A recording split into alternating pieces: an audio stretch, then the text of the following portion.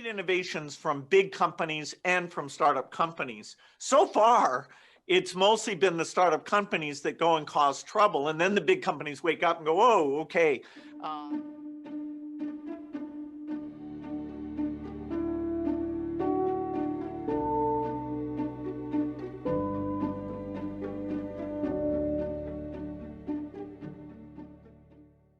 Question here from Claire. She says, as a high school science teacher, what is the best message we can send to the next generation? Well, I think we can use climate change to get kids interested in science, and we can use science to get them interested in climate change. You know, to understand, okay, why does CO2 block the heat from coming out? And, you know, what would the Earth be like if we had zero CO2? It'd be too cold, actually. So, you know, some greenhouse gas effect actually has been very beneficial. You don't want too little or too much, particularly if it rises rapidly. Science teachers, you know, without being political about this, you know, so that the solution, the specific policies for the solution will be separate, but just the basic understanding of what it means for things to heat up and how many hot days that will mean, you know, moving away from the equator to make summers almost unlivable well before the end of this century. You know, I hope we can give materials, and in fact, Breakthrough Energy is working now on some course stuff that we were thinking like 13 or 14-year-olds is a, you know, place that you could actually start to expose this and use their curiosity and fascination. So, you know, it's fascinating. And I do think people want to associate themselves with something more than just their own individual success.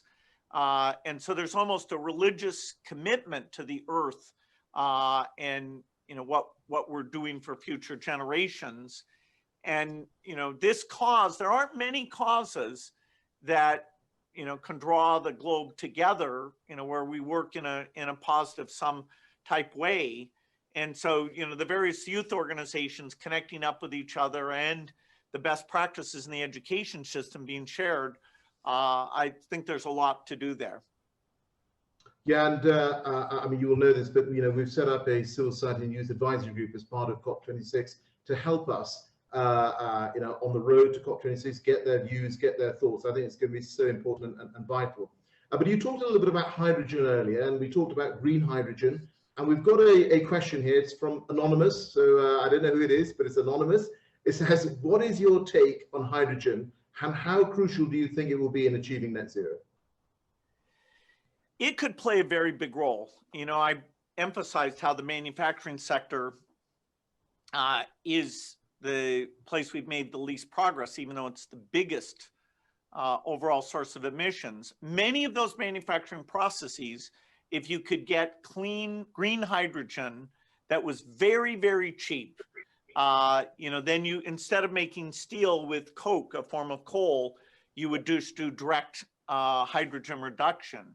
Now, I want to emphasize it's not clear how cheap we can make green hydrogen. You have the capital cost of the plants that generate it, and you have the energy costs of either splitting water or pulling the hydrogen off of the methane. And those are the two primary ways. I am thrilled that over the last few years, the interest in green hydrogen is skyrocketing. I mean, 5 years ago, I think it was hardly talked about. I did one of my half-day sessions on green hydrogen just a month ago, and I was amazed at all the things that are going on there. And, you know, as part of the 10-point plan for the UK, as part of the recovery funds on the continent, you know, part of the Biden Build Back Better, I do think funding some of these green hydrogen plants and start to scale them up and try the different approaches, I'm very excited about that. But we always have to be realistic. It may not get cheap enough. Not everything we try and make really cheap, you know, can we overcome those physical limits? Like, magic grid batteries or batteries that you put into a plane so it can fly around. That's not, those are not likely to happen. There's a UK company wants to put hydrogen into planes, which Breakthrough Energy just invested in that. Although it's got a lot of challenges before it can be proven out. So yes, people should really pay attention to green hydrogen, because almost half of that manufacturing sector is solvable if that price is super, super low. Great. Well, look, we had a question, Bill, from a high school teacher, and now brilliantly we have a question from Teddy, who is age 12, and we want more questions from young people coming in. And Teddy asks, what are the most effective actions that children and young people can do to address the climate crisis right now? Yeah, I'm not an expert on advocacy. I have incredible admiration for people like Greta, who's really gotten visibility for the work she's doing, and I'm sure there's people around who are thinking about how they can scale up that message and make it constant. A lot of things come and people pay attention and then they move on. Sadly, in this case, we need that attention to intensify and stay very, very high for all 30 years. And different parties may be in power in different countries, and yet we can't have them checking out of this cause. And so I'm not the one who knows the answer there, but young people coming together, figuring out various tactics. Some are more extreme than others, and I don't know how to think about that myself. But it's this new generation will figure that out, and hopefully, we can help make sure that idealism gets mapped into real plans. Otherwise, 10 years from now, we could have a very cynical view of this thing. Thank you for that. So now a question about entrepreneurship, and Frank asks, how can startup entrepreneurs contribute to tackling climate change? How can, say again? How can startup entrepreneurs, so you're starting out in your career as an entrepreneur, what can you contribute to tackling climate change? Yeah, I have to say that we need innovations from big companies and from startup companies. So far, it's mostly been the startup companies that go and cause trouble, and then the big companies wake up and go, oh, okay.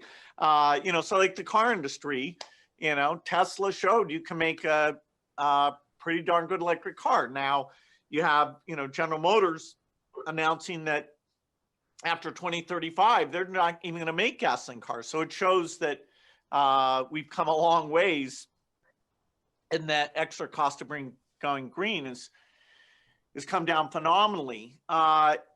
These startups, they're high risk, but they're always looking for talented people. A lot of the skill sets are engineering. Some of them are marketing. Some of them are financial. So you could look on the Breakthrough Energy website and see examples of these. We probably need 10,000 companies, of which hopefully over 1,000 of them succeed. But even the experience, even if you're in a company that isn't the ultimate success, it's a real contribution, because we have to try out so many different approaches. Even green hydrogen, there's besides the two main approaches underneath that, there's a ton of different things that people are trying, some of which seem crazy to me, but hopefully, one of those will surprise us that it works. So an attitude towards being willing to take risk, to be in there and, work in those small companies. That's one of the limits. And our fellows program is to fund people who, are in academia or at a big company and want a couple of years to pull together ideas even before they could get investors. And we have, hundreds of those now. And so that's trying to accelerate the IQ going to this super important problem. Great. And look, we talked about behavioural change earlier, and we've got the Independent Committee on Climate Change in the UK, and they've made the point in one of their reports that actually a lot of this change will be delivered by how we change our own behaviours and actions. So John asks, how important do you see financial incentives as being for individuals to make those green decisions? Well, I don't think we can fund that. I mean, you know, we do put tax credits onto green products. I don't know the UK policies, but in the US there's a $7,500 tax credit for electric cars. And right now the electric cars aren't paying for the roads because that's done through a gasoline tax. And so that's also, in a sense, a subsidy that the roads are there without them having to pay for that. So yes, the you know, that type of thing that will help bring the demand and bring up the scale, that's happened with solar in a significant way. But you know, I hope that consumers will just, you know, decide, even if they have to pay a little bit extra, that the green products are a priority about who they are and how they contribute to this cause. But, you know, good tax policies connected to those products are also going to be very critical. Thank you.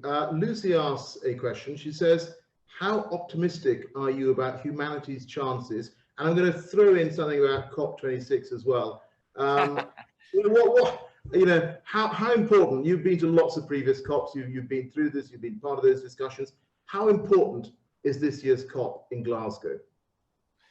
Yeah, I'd say that it's really critical because 30 years is a very limited period of time. I mean, given the scale of the industrial economy, if in 10 years we don't have clear approaches so that we get that 20 years to actually start replacing steel and cement plants or upgrading them in an appropriate way, you know, then I'd get a bit pessimistic if that path isn't clear over this next decade.